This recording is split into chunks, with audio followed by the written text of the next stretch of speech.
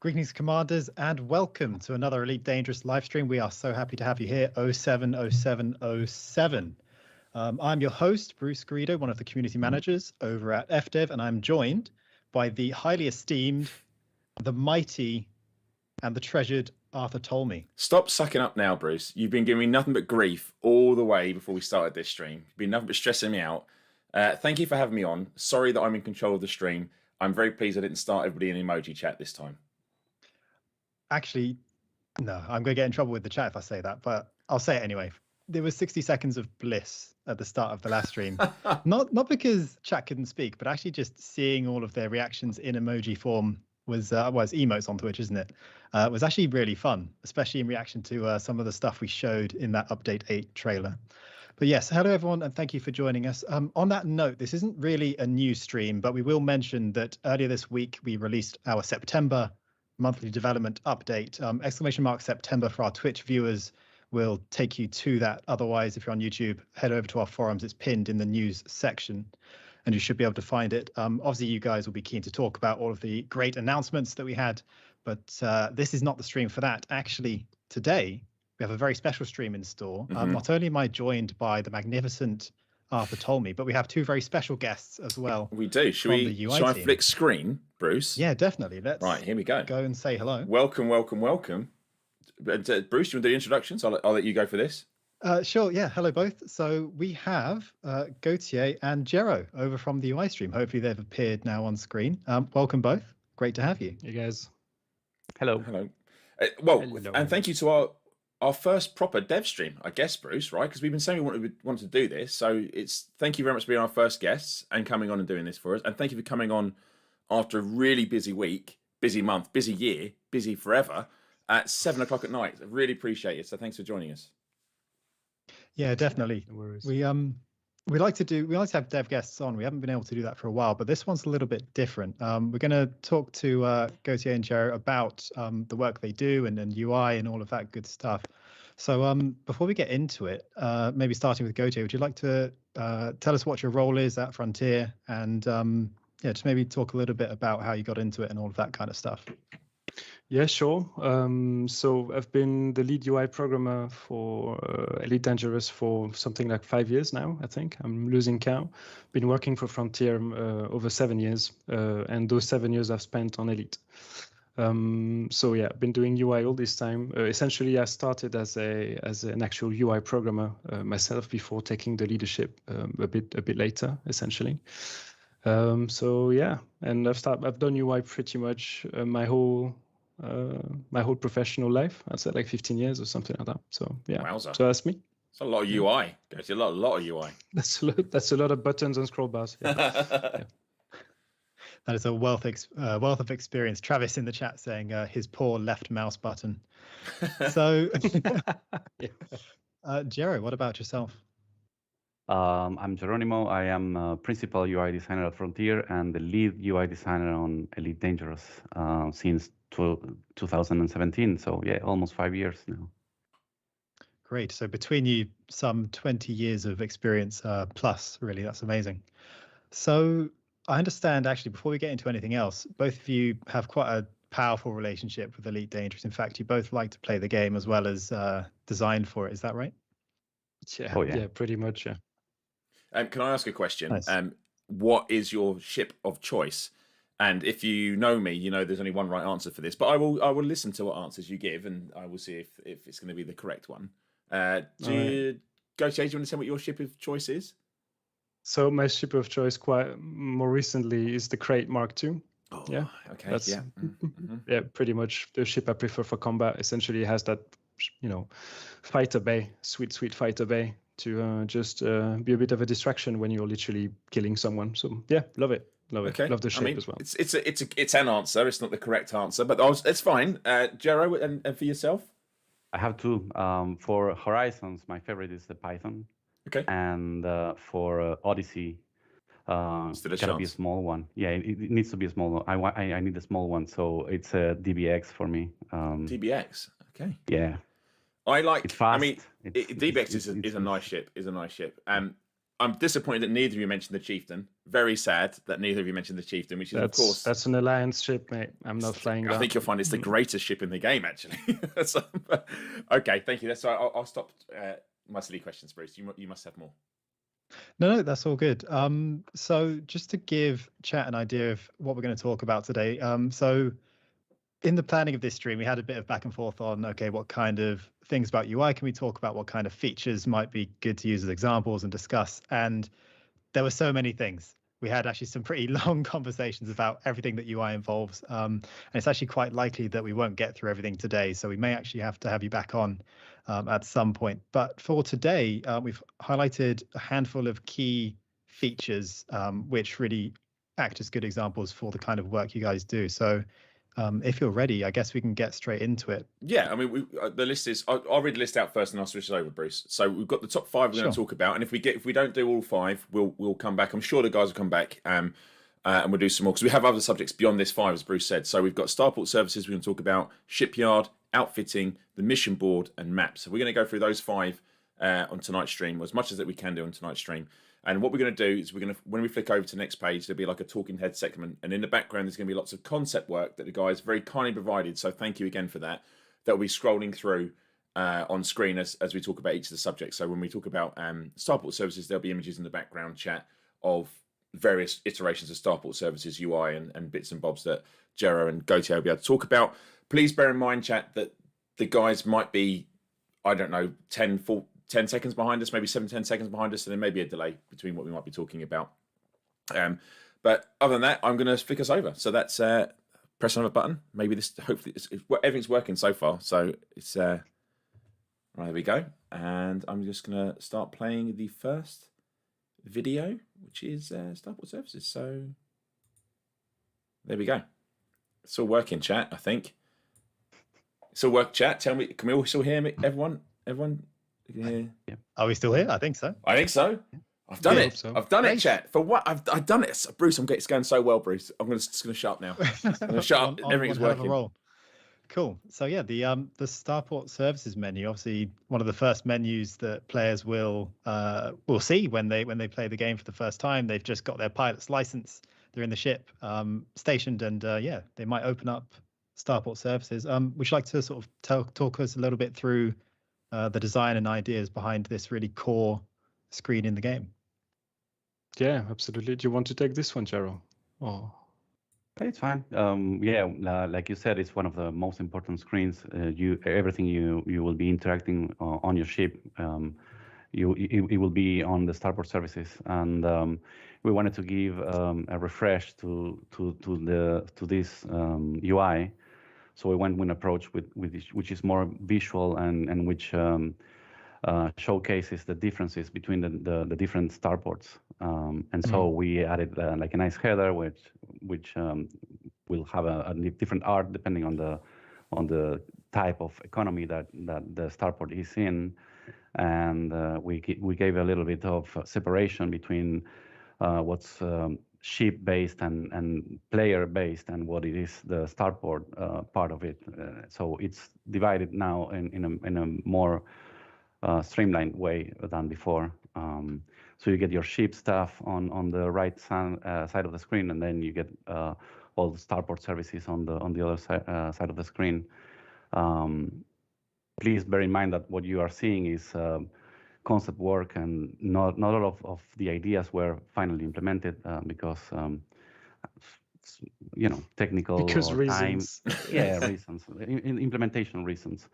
One of the ideas that Gautier had, and it was a brilliant idea, we couldn't make it work because we really didn't have the time to do it, was like a CCTV sort of camera on your ship. So you connect to the Starport, and you will be watching at your ship. I think we're seeing it on screen now, I think.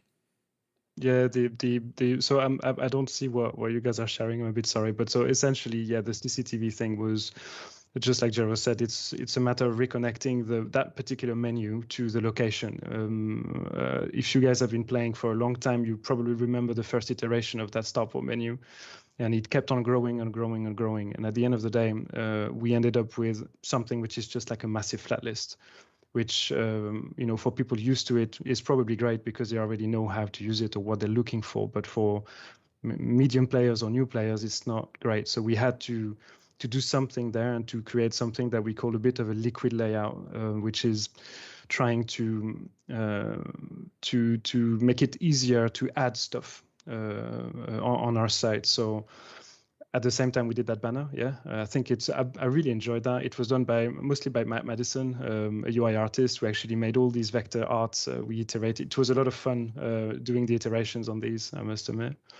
And the CCTV was just a thought, and it doesn't just depend on us. And of course, everybody's very, very busy. So you never really know when you have a mock-up, like that, a concept, you don't really know what you're going to get at the end. So yeah.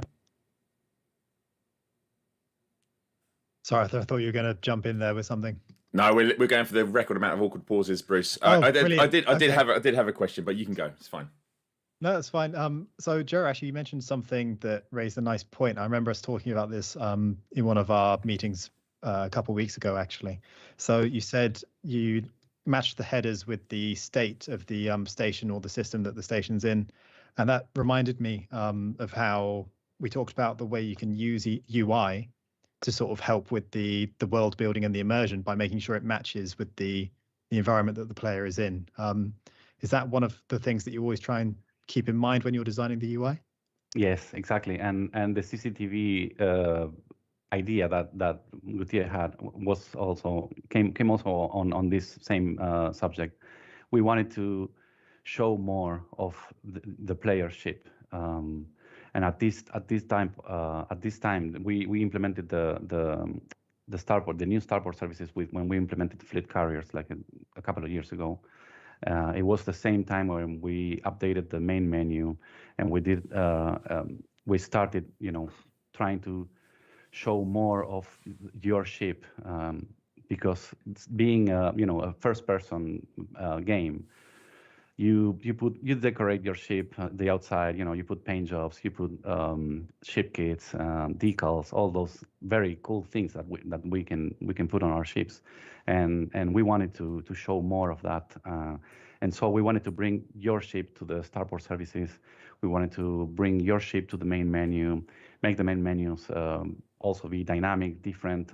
Every main menu is different because everybody's ship is different, everybody's ship model is different, and the ship kits and the paint jobs are different, the cosmetics are different. It creates a better bond between the player and their ship, and it's great. And one of the things we wanted to do with that idea was to bring the ship in there, and it's the same with the header. We wanna show the diversity, just like the art department will try to make the interiors of the Starport in Odyssey be different and different. If it's like a rich economy, it's going to be like more a posh Starport, and then if it's a more industrial economy, it will have like a more industrial vibe. We wanted to do the same for the UI and the visuals, and we wanted to give that feel to the interaction, not only the 3D environment, but when you interact with the Starport, you get the Starport menu, and it's different. And you go to an outpost, and it doesn't have the shipyard, and it looks different, and it has a different header, and it's all more immersive in that regard. Nice. It's very cool that you can use something as subtle as that to have such a powerful effect, like you say, of increasing that relationship between the player and the ship. I don't know. Oh, sorry, Arthur. No, I was just going to say that it's just another thing that I think sometimes gets overlooked with UI in terms of, like, for me certainly, like, until you speak to you guys, how much thought goes into it. It's got to work. It's got to be flexible. It's got to work with all the components, and it's got to feel like it's part of the world that the game's built. It's a lot to ask when it's for many games, but Elite has a lot going on inside it. It's a sim first and foremost. There's an awful lot of stats and stuff that's going in there. But not only do you have to do that, you have to do it for like various control methods as well. So mouse and keyboard, controller. I'm in awe of sort of the amount of work you do. There's some questions asking about this. Looks similar to some of the stuff they already have, and yeah, this is concept work. So you'll find that some of the stuff you're seeing on screen, some of this made it into the game, some of it didn't make it into the game. So if you're seeing it looks familiar, it won't be exactly what's in the game, but it's just iterations that the team went through. I'm assuming, if I'm in getting that right. So yeah. Absolutely, yeah, of course. Yeah, I think the Starport menu thing is one of the big challenges is the fact that players go in hundreds of locations in this game. I mean, we're not talking about the famous, 400 billion star system. We're talking about the human bubble or just starports. But still, I mean, it was a challenge for us to try and maintain, an element of consistency through the experience, and just like Jero said, exposing the right specificity for, okay, you got an outpost, so here's a market we're trying to guess, we're trying to do a smart guess. It's possibly the players can, docking there are there for trade. Let's do the market first, not the mission board, for instance. It's going to be that kind of choice, but also trying to maintain that element of, we know that piece of UI, they're going to see it hundreds of times, hundreds and hundreds of times. How do you keep it engaging, a bit interesting, a bit more visual? So yeah. And I guess it's got to be almost intuitive as well, right? So the UI is also, I guess, part of the tutorial of any of the subjects we're going to talk about. That UI has got to feel intuitive for the player using it for the first or the 100th time, right? Yes, it's a matter of a big thing for us is to try and manage expectations. Essentially, when you look at a piece of screen or an interactive thing, we need to make sure that the player, when he clicks somewhere, knows what's going to happen, and it's a proper challenge. I'm not saying it happens all the time very smoothly or without friction. It's complicated, actually. It can look simple when you have a finished product, but the number of iterations can be sometimes really scary. Yeah, of course. The advanced maintenance, English. Yeah, definitely. Yeah. That's a great example of how we wanted to bring more immersion to that screen. It used to be, like a list of buttons with things, and now you get a nice visual of the schematic of the ship, and it's more immersive interacting with the advanced maintenance now. Yeah, it feels a bit techy. It feels a bit, it feels a bit more. You're talking to a guy a bit greasy somewhere in a hangar. That's that was actually pretty cool. Yeah, cool. Definitely. I really love that about Elite. It's one of the first things I noticed actually when I played for the first time is when you're in your ship, obviously you have the left and right panels and the one sort of on your lap.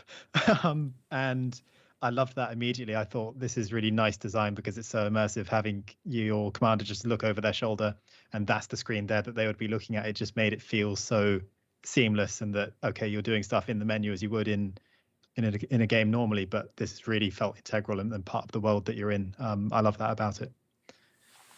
Yeah, the cockpit was a proper challenge as well. I'm going to say that word a lot, possibly. It's not trying to make us bigger. It's just there's so much UI in Elite that there's very little thing that you do in this game without a little bit of UI, even if you don't really notice it. So yeah, there's a lot for a small team. There's a lot, but the cockpit, is great. Typically, I think it was one of the first, kind of a bold move that we've made with this, and we had the support from game direction, from lots of people on this in the production team, and it was great to do because at the end of the day, the cockpit was literally the identity for players. I mean, they spent hundreds of hours in their cockpit. The ship is an extension of them, and so changing something in there is very, very delicate, very, very delicate, because you need to hit that. We talked about it so many times, like we need to hit that sweet spot, that sweet spot of thing that we make it future-proof, but also people can still use them without having to think too much. Yeah.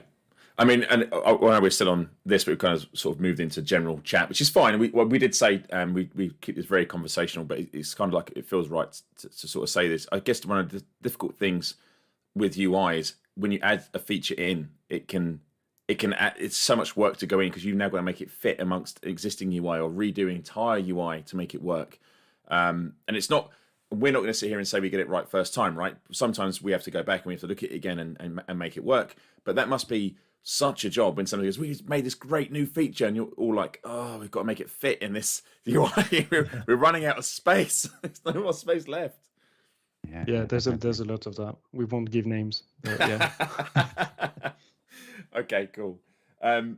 Right, so we move on to the next subject. I'm going to flick a button and hopefully this will work. So we're going to talk about the Shipyard UI and sort of how this came to be and any changes you've had in this. Obviously, once you've been in, you want to pick a ship.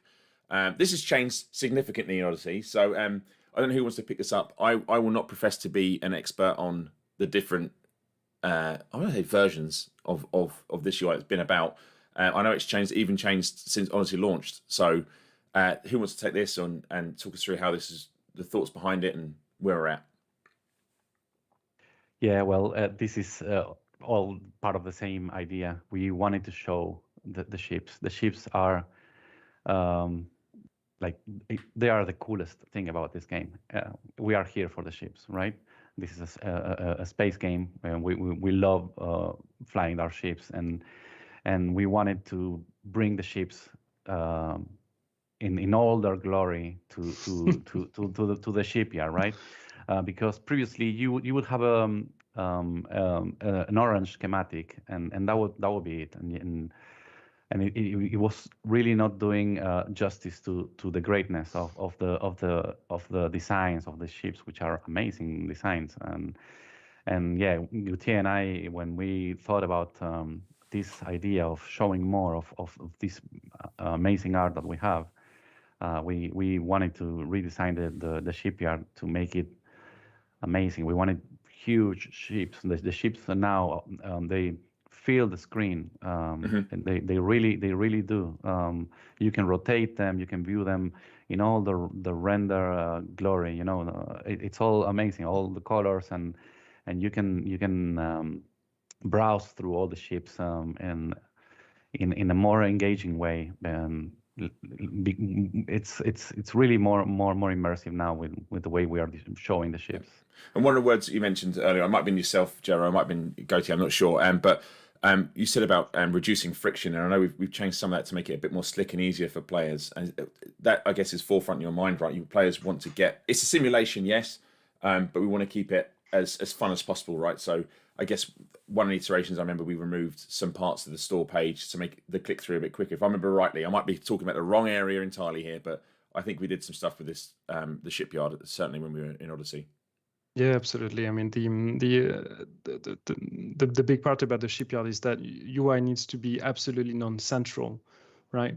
Because yeah, it's about the ships. Okay, so yes, the schematic that we used to have, there was a bit of a tribute, you know, to maybe the very first Elite, the fact that it was all wireframe, etc. And I think it did a great job for quite a while. But it is true that with all those ships coming in, the amount of time spent, you know, by art, by all the teams on this to actually those ships look absolutely amazing, right, and unique as well. Yeah. So we needed to do something now.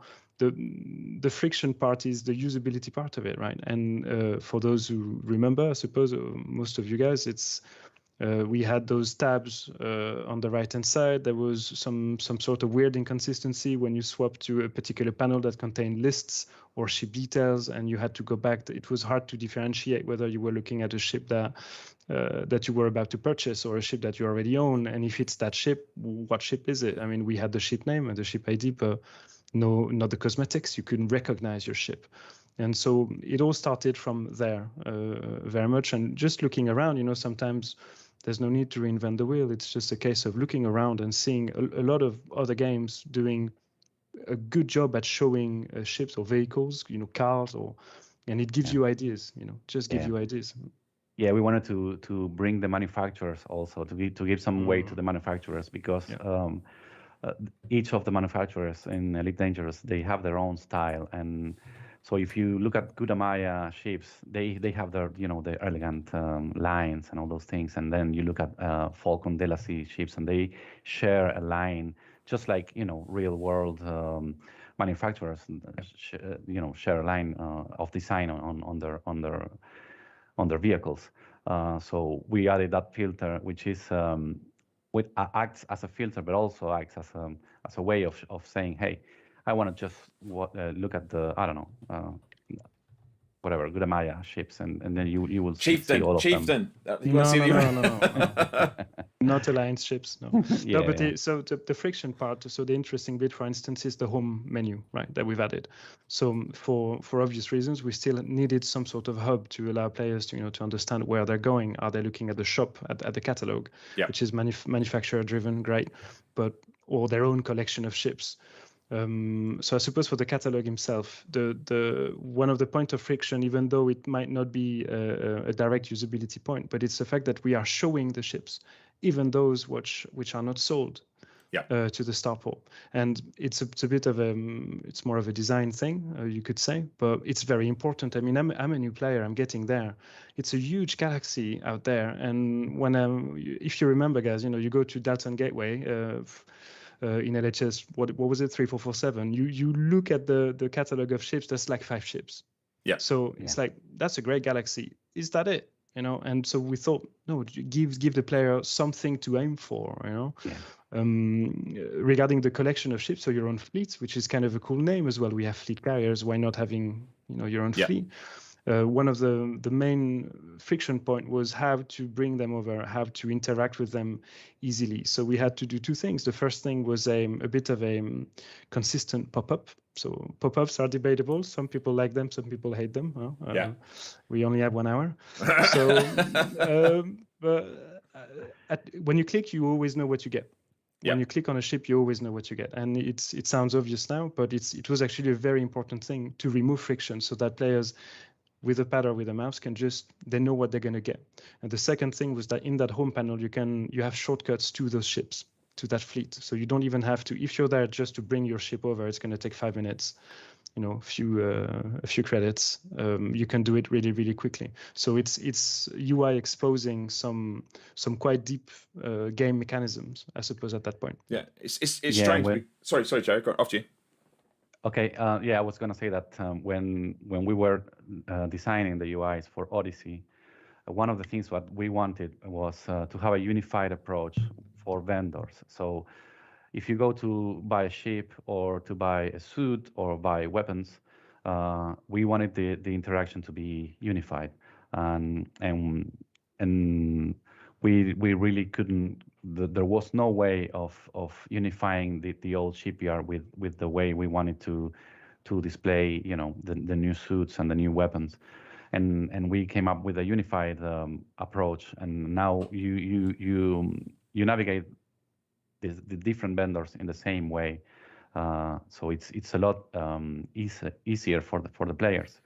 You don't want to learn a new kind of interaction depending on the vendor that you are visiting, right? Yeah. And it's the same for if you are browsing ships that you want to buy, or if you are browsing the ships that you own.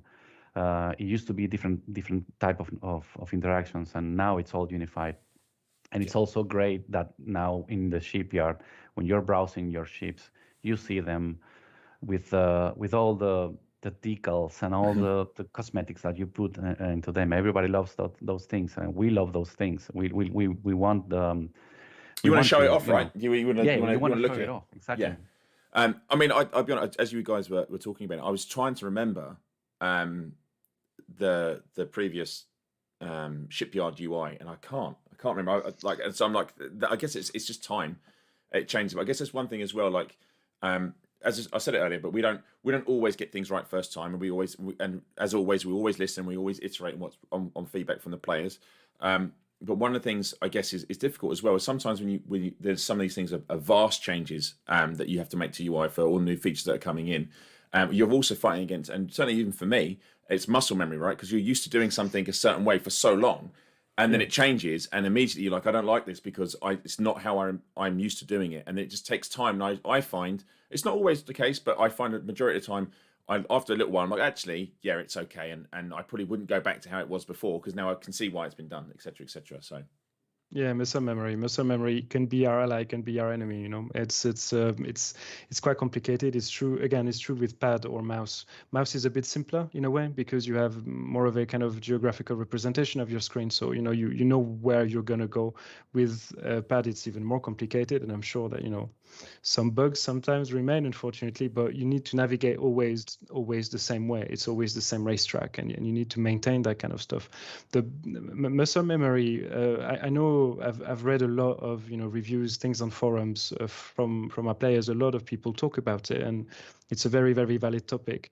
The funny part sometimes is that we get people who are discovering a new piece of UI for a topic for something, a feature they already know. So it is complicated. I mean, imagine driving the same car for 10 years and one day you get in there and it's a different dashboard. Well, it's the same car, but yeah. So you need. Did you know what I mean, right? Yeah, so yeah. It's a bit complicated like that. Now I remember me and Jero watched a video of can't remember the name, a YouTuber. He was discovering outfitting. I think it might have been during the beta. I can't remember. So outfitting, I know, is it used to be a bit of a complicated topic. Now, the funny part of what he was saying is that he realized that things had changed. In all honesty, he was like, okay, so it changed. He was not necessarily saying I like it or I don't, but he said, oh yeah, I'm going to have to relearn the muscle memory really. So he was not in the shop flow. I suppose we might talk about it in a bit. He was in the regular flow, the slot-based flow. But he was just going for it without realizing. He was just doing what he wanted to do, click by click by click, while at the same time saying, oh, muscle memory is a problem. So sometimes it works, sometimes it doesn't. We have to guess. Sometimes we have to try ourselves, but that's the best we can do. Until it goes out in the wild, you'll never really know. But I know stuff like outfitting and stuff was worked on, and as you just said there, you guys not only do you work it, you read the forums, you read what's being said, you take feedback, and you work on it.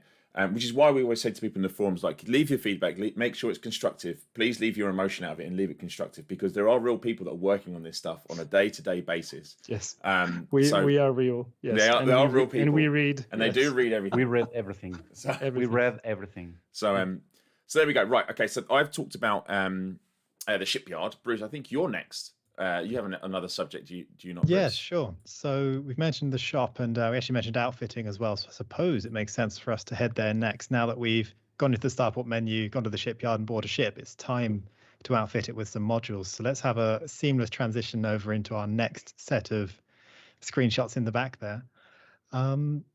So there's a lot to talk about here. I would like to kick off actually with a topic that we've mentioned a couple times already before letting you guys loose on the outfitting in general. But Gauthier, a couple times throughout the stream, you've mentioned the word friction. And that reminds me of the discussions we've had about friction before, where we talk about how in general we want to reduce it where possible, but also sometimes it's necessary. And that made me think about fitting, actually. Could you maybe talk a little bit about why sometimes you might want friction, and also just what it is generally as well?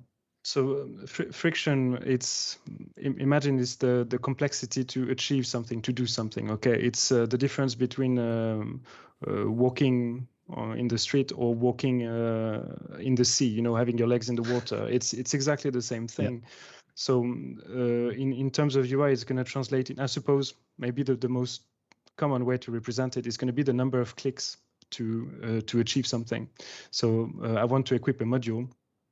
If I'm currently looking at 12 clicks, well, I'm going to try and reduce it to 8 clicks, to 10 clicks, even 10 clicks would be better. So it's going to be that kind of simple math, right? Now, it applies to a lot of different things. It applies also to flows, typically navigation. When you click on somewhere, it could be a pop-up again or anything. Where do you go back in the flow? If I press back, where am I? It can be that kind of subject, I suppose. Now, sometimes I know the number of clicks is also quite a popular, popular thing that people can talk about fairly easily. It is sometimes better to have it's not always better to sacrifice the number of clicks. And right now I've got my little Jero on my shoulder. Yeah, it's a click which is clear, something that you do, even though it's an additional click, but you understand what you're doing, it's clear for you, is much better than no clicks. And the game doing something or the UI doing something behind the scenes without you understanding. Again, it's not necessarily obvious because sometimes you, especially when you are a very seasoned veteran player, you want to go fast, all right? You know what you're doing. Outfitting is a good example. You know what module you're going to get. You know what money you're going to spend. You know in what slot they're going, et cetera, et cetera. So you want it to go fast, but it's a matter of trying to also help players who don't necessarily know. And there is some choices that you have to make. You spend money, it's equipment. Are you going to waste money? Do you know that you're equipping things? It has a weight, it has consequences. So maybe adding a click there could be better. It's, even though it's a bit counterintuitive. Yeah. That's a really good. Sorry, Bruce. I'm going to jump in here. I am going to steal this. No, go for it. That's a really good point about the UI, which we had talked about this before, but it's like making the UI work for all players, not just seasoned players as well, right? It's new players that come in, and that's a difficult balance. Because, like you said, there will be our players out there that be like, I know exactly what I'm doing in this game. I don't need you to tell me to. I know I'm selling this thing. I want to sell it. Or wherever it's going to be. But the new player, and I'm Elite is hard right now. I think everyone in chat, no one's going to tell you that Elite is not a difficult game to get into. It's tough, right? It's called Elite Dangerous. It's a very, very tough game to get into. The last thing we need is a UI that punishes you because you don't really know what you're doing. Because then you're just like, right, okay, I've just got here. Now I've spent 5 hours. I've made my first 2 million. I've bought something and it's the wrong thing, and now I can't do something. So I think it's a really good point. Yeah, it's. I mean, it's constant conversations between us. It is true that me and Jero, we do play a lot. I mean, I've got my. I'm proud of my 1,200 hours, spent in a cockpit. Jero, you've played hundreds of hours as well. You're a console player. I'm a PC player, which also is very, very helpful for us. It is very, very hard to keep that balance. Everything can snowball very, very quickly. Mm-hmm. So someone who is in all good faith, we know it's in all good faith. A player is going to say, come on, man, I've been playing 800 hours. I know this game. I know what I'm going to do. Why are you blocking me? Why are you asking me to do one more click? Well, for that guy, we really hope that there are 10 new players who are like, yeah, okay, makes sense. Just start. So yeah. There's exactly.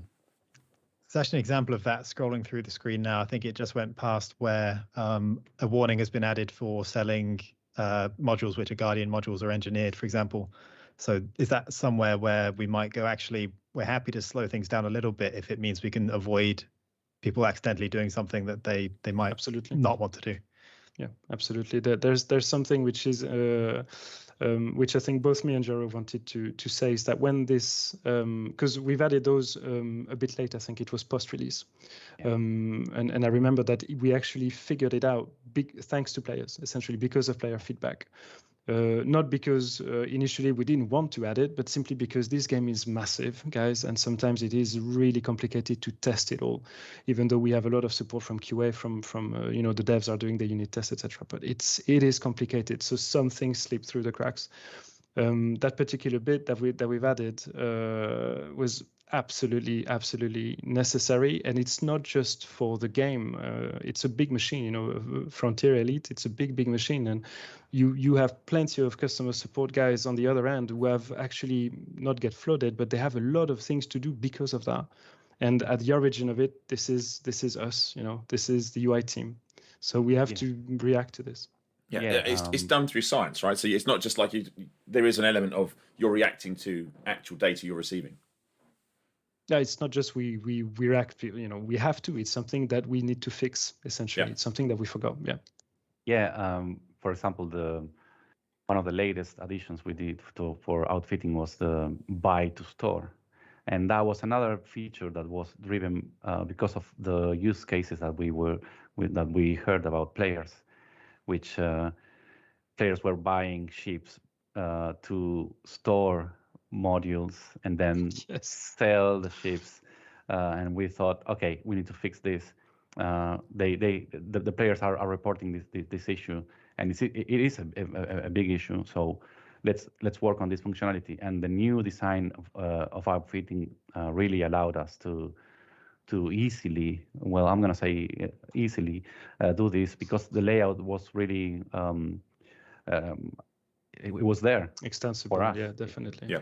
The store, the way you interact with the modules and the way you interact with the stored modules now, it's all unified. And the tab system that we implemented for outfitting, which was not there in the previous iteration, is more consistent with the livery, and the clicks. Every time you click on a module, you get a pop-up. So interactions with modules are more consistent now. Where previously the clicks were different depending on where you were in outfitting, and now it's all more unified. We really went with the unified way of interacting things with Odyssey, and I think we achieved the result that we wanted. Yeah. For now, TM. I think that there's one thing, if you don't mind, Arf, there's one thing I know is a topic for us. There's a big part of player feedback was really important for us when we removed the shop flow. So Yes. We knew it was buggy at release. We knew it was buggy. There's reasons behind this. But I think we have fixed it, or most of it, hopefully, But the shop flow was something that confused players. It's something we realized a bit late, but it was confusing for players. There was a use case behind this. I don't regret at all having slashed it. I think no one does in the UI team. I think it was a good decision, and at the end of the day, it makes it more focused, etc. So great.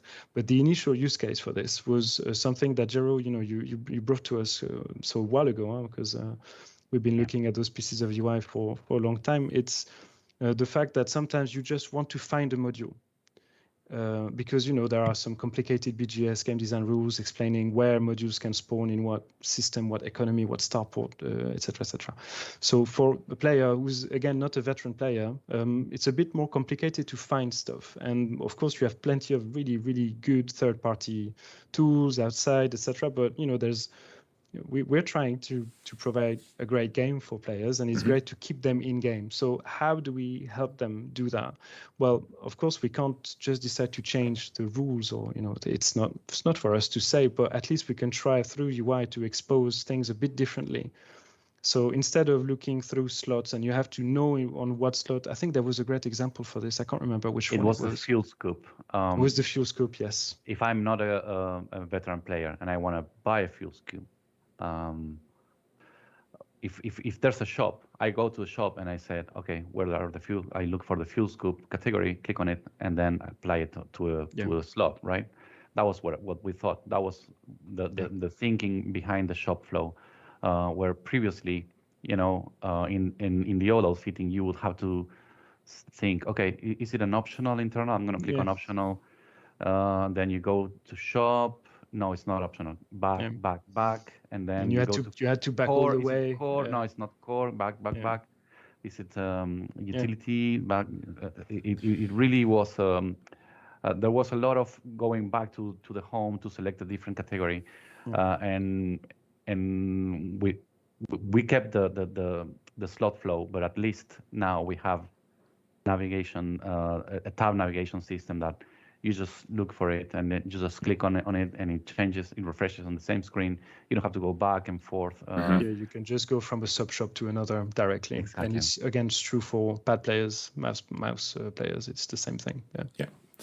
It's a little quality of life things that you do that I think, and I do think sometimes you can forget how it was, and just you look at it and and that's what I was saying before. And I'm like, you can look at something new, and I don't like it because it's all new to me, but then. I have certainly seen a lot of players go, actually, I wouldn't go back to the old UI now. Now I have this, I would never go back to it. It's like, no, but the UI is the best it can be for its time, right? I'm assuming, because then we add more stuff in, and then we're like, guys, we've got all this new stuff. Can you make it now work? And you're like, well, not with this UI. We'll have to change it, but we'll make it work. Exactly.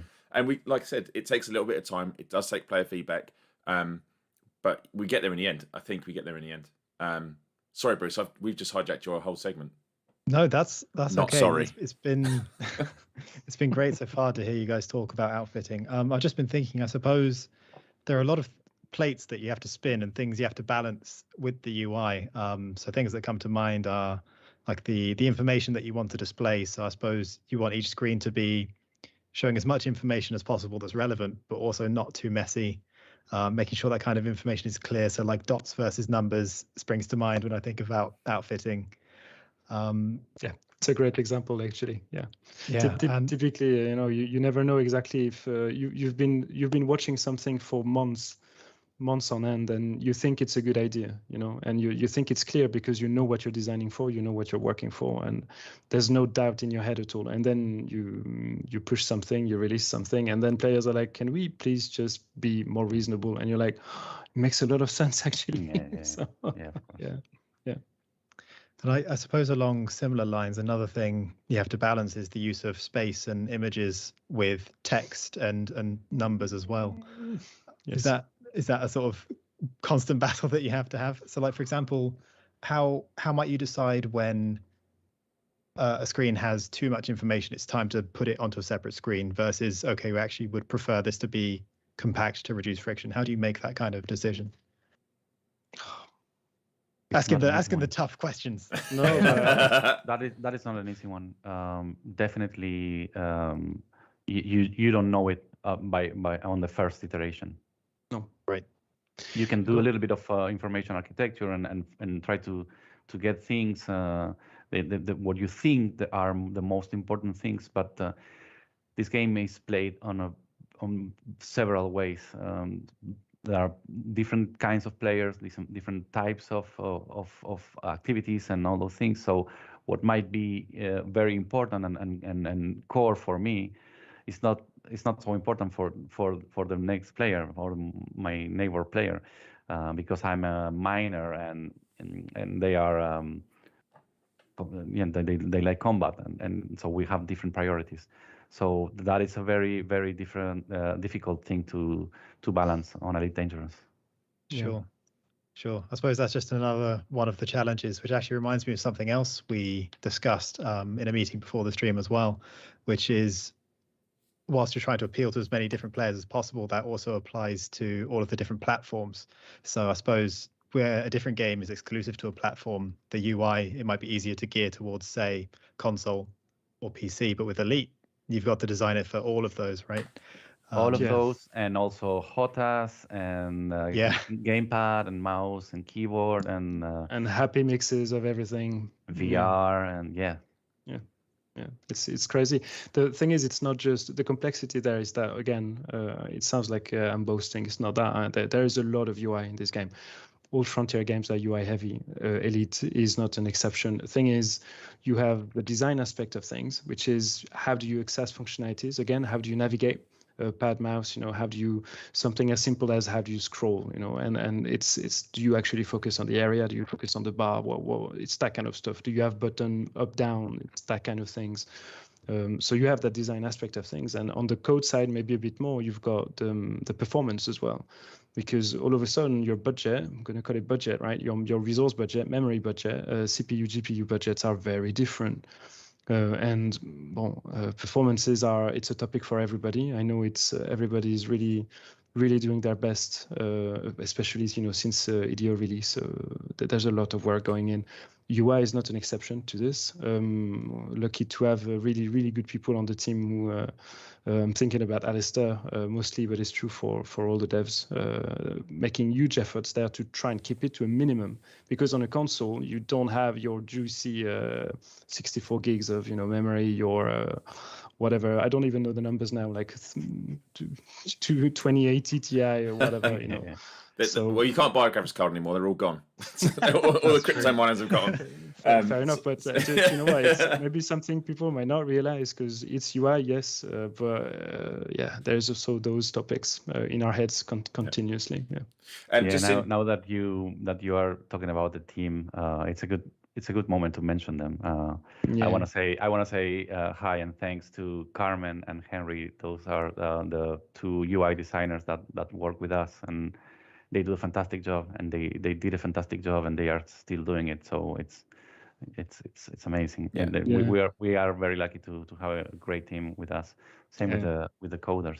Oh, the coders, man. Yeah, there's been a bit of coders, but it's never been a gigantic team. But so what to start? Ryan Staff, Dean Fincham, John Pace, Jack Taylor, Alistair Murray, Georgina Markey, of course, Sean Cowley, still doing fantastic job there.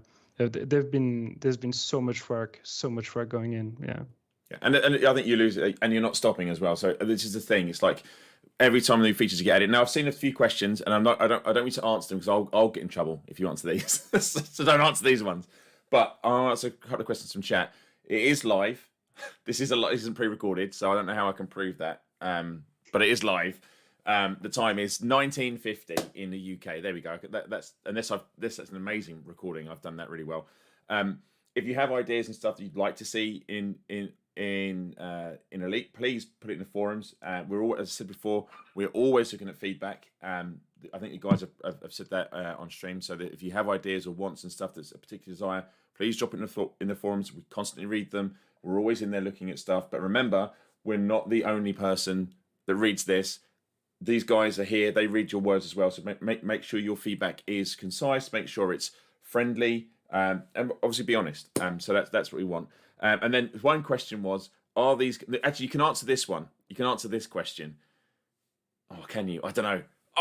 Are you working on the UI for the new SRV? I think it's a yes or no question, right? So it's that, I think, without saying too much, have you had... There we go. That's the question. Yes or no? Yes. Yes. There we go. There we go. In fact, I think it's fair to say all the features that are coming, you're working on the UI for. I've been trying really hard to convince people at all levels on this project to stop making features requiring UI. It never happened so far. So yes. But again, it's one of those things that I guess where we've alluded to it, and I am conscious of time, and we will have to get you guys back on if you're willing. But it's one of the things where I said it, I think, in our meeting before, is that UI it's the string that binds everything together. Everything that goes in, the graphics in the game, the physics model, but you can't operate anything without a UI. You can't. I think I say it's like having a Porsche, but then not having the keys to drive it, or having no dashboard to drive that Porsche. You know it works, but I just don't know what I'm doing with it.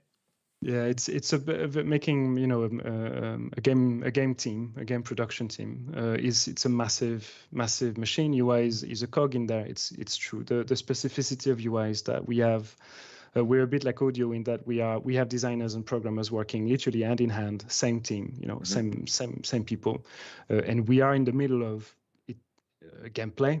We have core, we have server talking to us, render, we are talking to art, we are talking to very much everybody, because there is always something that will need some input from other people as well. So it's not to say that we are central and without UI there's no game, because without render there's no game, without gameplay there's no game. It's the same. It's very much the same thing, but it is true that UI is a bit specific because we need to work. We need to get stuff from everybody in order to expose the game. It's you have a beautiful, fantastic restaurant somewhere. If your door is just a wall, that's great. Food is great behind it, but you can't get in. So we need to open that door, and that's what we do essentially. Yeah, and serve the tables. And so yes, I'm talking about food. I must be hungry. Yeah. I'm going to say, could we have less UI? I mean, I don't think it's possible in Elite. I think there's so much going on in Elite. I think, honestly, I remember playing Elite for the first time. How many years ago this was? It wasn't long after it came out, to be fair. And I remember being like, "There's so much in this game, and it's only been added to since then." I mean, that was pre-Horizons. That was just Elite when it came out. Then Horizons, all the stuff that came with it. Then we've obviously got the various other big hitter items that people were easy to pick out, like when the SRV was added, and then the fleet carriers were added. But there's other stuff that's been I say tiny, but it's just very core features that have been put into the game that have just expanded upon this. And the Galaxy map is one of those things where that's changed vastly since I remember seeing the original version. And I think it's fair to say that the original UI just wouldn't be able to cope with everything that's in the game now. It just simply wouldn't be able to contain it. It's like a 3-liter bottle, and there's 9 liters of water to go in it, and it just wouldn't work. Yeah, the map itself is it's very close to my heart, I must admit.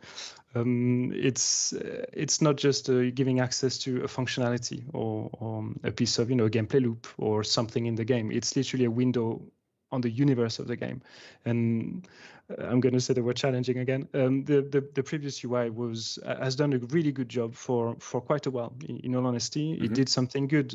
There was a few changes. Maybe people remember seeing tabs without icons and just labels, or there was all that sort of stuff. And things were just pushed in, and there was that famous or infamous pop-up on top of things, which for VR users, I'm sorry about the pop-up, but yeah, it reached a point where it was not enough, and adding things would break things. It's wobbly foundations at some point.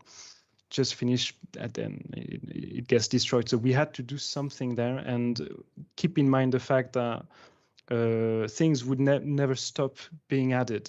So how do you solve that? You only have one screen, no? You only have one screen space, and how do you do that? And how do you keep it consistent? How do you keep it usable? How do you keep it recognizable? Well, it's we put a lot of thought behind this, and that was implemented by Georgina. It was absolutely fantastic, because very quickly those ideas that were implemented by her ended up literally doing exactly what we thought it would do, i.e. be extensible quickly for, I'm going to say, cheaper price. So spend less time adding those things with less risk, etc., etc. And that's when we started adding those things that would absolutely not be possible before changing this. Typically, I don't know, the mission panel, the fleet panel. The fleet panel. That was one of the things that we wanted to add.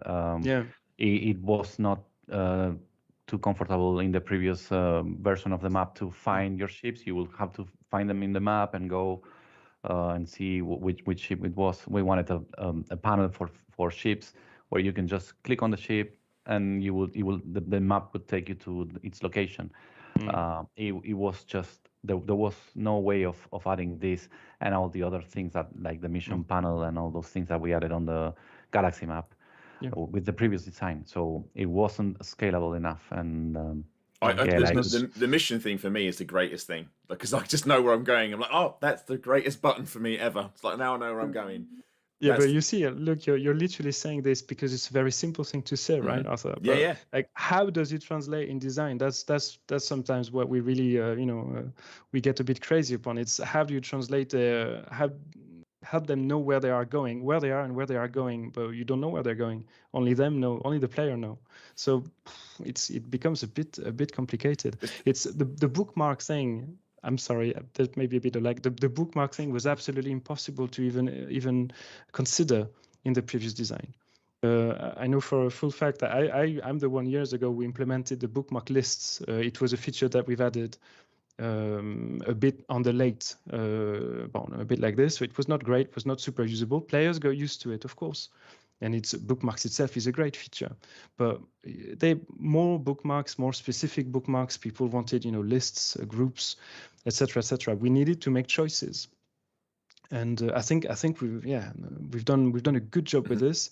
I know I've read some players wondering if they could get a flat list again, which I find slightly surprising, because I think we've extended the number of bookmarks recently. 200 now, I think. Yeah, 200. And we added favorites. So with the favorites, they can have exactly. And they can search through the bookmarks, which is not possible before. The search results as well. We've changed. I mean, I'm quite excited about the maps, I must admit. There was a lot of love for maps in the chat. Whole to plot route. Yeah, the whole to plot route was great. Like, just go for it. It's very nice, very, very nice. I'm very proud of this. Yeah. No, I think the work the team has put in and continues to put in is phenomenal. I've said it to you in person. Well, I say digitally in person. I say it to you on stream. I'll say it to you when we meet physically, whenever that may be. It's incredible amount of work. The team do. I will relay if they're not watching. I will relay, man. Yeah. Sorry, Bruce. No, that's all good. I'm just listening intently. I think it's no surprise, as you guys were saying before, that given the monumental amount of change that Elite Dangerous has seen over the years, it makes sense that the UI would have to change quite dramatically to adapt to it. On the other side of that coin, though, I suppose, when possible, well, I should ask the question, since Odyssey especially, do you try and account for or do your best guess on how features might expand or change, and then future-proof UI wherever possible to allow for that kind of thing? That's a bit of a game, huh, Jero? Yes, it's an exercise of experience. I think it is very elite specific, but I think it's true everywhere in the industry. We need to anticipate. We need to anticipate because it's a support discipline mostly. So you have game designers working their bottom part of, and it's it's literally you need at some point to react really, really quickly. The trick is to try and guess where it's going to get extended. With a game like Elite, you know, your guess would be as good as mine. It's a huge, huge game. So we need to think, to discuss a lot about these things, to try and feel where things are gonna move into. And I mean, typically there's been some work done on the fleet carrier. Maybe players have noticed that there's a bit of a similarities between fleet carrier navigation system, panel system, and the maps. The reality is that we were anticipating the need to expand or improve the maps on EDO. So we were already kind of prepping this without knowing whether at some point we would actually get bandwidth, time, etc. to do this. So I suppose it's one example, but it's always very much like that. Yeah. Sure. What I've learned from all of our sort of discussions about UI, talking about the different restrictions you have to work within and things you have to account for and adjust and bear in mind, is that it's just really complex, isn't it? There's just so many things you have to take in consideration. So my admiration for the work you guys do was already great, but it's grown immensely since I've been speaking with you about all of that. Well, that's very kind. Very kind. Buttons and scroll bars, Bruce. I'm conscious of the time, Bruce, and we've only got through. I mean, it's as I expected. We've only literally got through two of the top 5. No. Three. We didn't do too bad. Three. We had 3. Yeah. 3 is not bad for us. We got just over halfway. 4. Only the mission board was left. We didn't do mission board. We didn't do mission board. Yeah. But if you guys are willing, we'd love to have you come back on. I think it's really great to hear your thought process. I'm sure chat appreciate you coming on and talking to them. And it'd be great to get some 07s in chat for Geronimo and Gautier for coming on late after a full day's work as well. Thank you very much. And if you want to come back, and we'd love to have you back to go through the 5th and final mission board, and then the other bits and bobs we had listed out, because there's so much. And I'm sure when you come back, there'll be other stuff that's features that people want to talk about that's now in Odyssey that you've worked on, and we can talk about the difficulties of designing said UI for that. Do you think, Bruce, that'd be a good idea? Yeah, definitely. And chaps, would you be keen to come back? Absolutely. Thank you for inviting us. It's really fun to talk to you guys. Really. Yeah, it was actually, we were very excited about this because I don't think we ever got, I can't remember, Jero, to be honest, but I don't think we ever got the chance to actually take part in a live stream, to be. So I know it's not like an IRL thing. We don't see the players, we don't shake their hands and stuff, but yeah, it's probably the closest we get. So that's great for us. Yeah. Well, I speak for Bruce. You're always. No, I won't speak for Bruce because I keep doing that. So I'll let Bruce speak. Normally I would protest more, but I think you're about to say something I completely agree with, which is you're always welcome to come on, and we thoroughly enjoyed having you on. So thank you once again for taking the time. We've really enjoyed it. Okay, I'm gonna flip back to just Bruce and I while we sign out, and just for full context, everyone's mic will still be on, so I'm just gonna flip back to us two, just so we know. Right. So don't mention those special things we said we wouldn't. Okay, right. Okay, so I'm gonna flip back to us. Thanks again so much, Gautier and Geronimo. Thank you so much for coming on. Really appreciate it, and I'll probably speak to you both tomorrow, no doubt. Right, Bruce, do you want to wrap up? Sure. Sorry, I'm so used to Super Cruise News where I have to round up everything we talked about. But with a dev stream where we've just had 2 excellent guests from the UI team on, there's almost too much to cover. It's a lot. We talked about the Starport services menu, the shipyard and outfitting, and a little bit about maps as well. But that doesn't really do it justice. If you've only just joined in or started tuning in maybe 10 minutes or so ago, I'd recommend you go back and listen to the conversation we had there with Gautier and Jero. So many intricate details going into the UI design that I hadn't even considered before. So really interesting stuff. Yeah, I think that's also good. Sorry, Bruce. Sorry, no, you go ahead, Arthur. I insist. Bruce has made me super paranoid about. I jump in when he pauses, so I'm like a shark. I'm like a conversation shark. If he pauses, I'm in. I'm in like Flynn. I was just gonna really reiterate what you were saying there, Bruce. I think there was a lot of technical stuff that the guy spoke about, but I just found it super interesting to go through the thought process behind everything, and like it's not as easy as you and I thought it was. Like, oh, just add this in. It's like, well, yeah, but you add this in, it takes up real estate space on the screen. How will that look? We could change the font, but we have to remember all the UX design of a certain type of font. Like, how will this be used? Yeah, the flow, the friction, all the different user interfaces. And I was like, okay, this is way beyond like my limited brain power to comprehend this. And I think I even said yesterday, like, for me, presented with that would be just staring at a bowl of spaghetti and I would not know where to start. I'd just put my face in it and be like, I don't know where to start here. So yeah, I think it was great to talk to them and just get a peek behind like not only the work they've done and how they iterate and stuff, but just how, like, I will say it's such a difficult job to get right, and to keep working on and keep working on. Yeah, definitely. If they're willing, I'm looking forward to, and hopefully the chat are as well, to get them on again in future. Maybe talk a little bit more about some of the unique UI in Odyssey and more recent times with things like the panels on the concourse and in settlements, that kind of stuff. The HUD on foot stuff. There's so many topics and other things for us to touch on. We would really enjoy that. Awesome. Okay, well, I guess that's it, Bruce, right? Yeah, I think so. Hopefully everyone has enjoyed the stream. Thank you so much for tuning in as always, everyone. So big 07s to everyone. Hopefully you'll join us on our next stream on Tuesday for the Super Cruise news. Yes. All right. 07 everyone. Have a lovely weekend. See you soon. Bye-bye. 07 everyone. Bye-bye. 07. So I just had to do it, Bruce. I had to get the last word in. 07 everyone.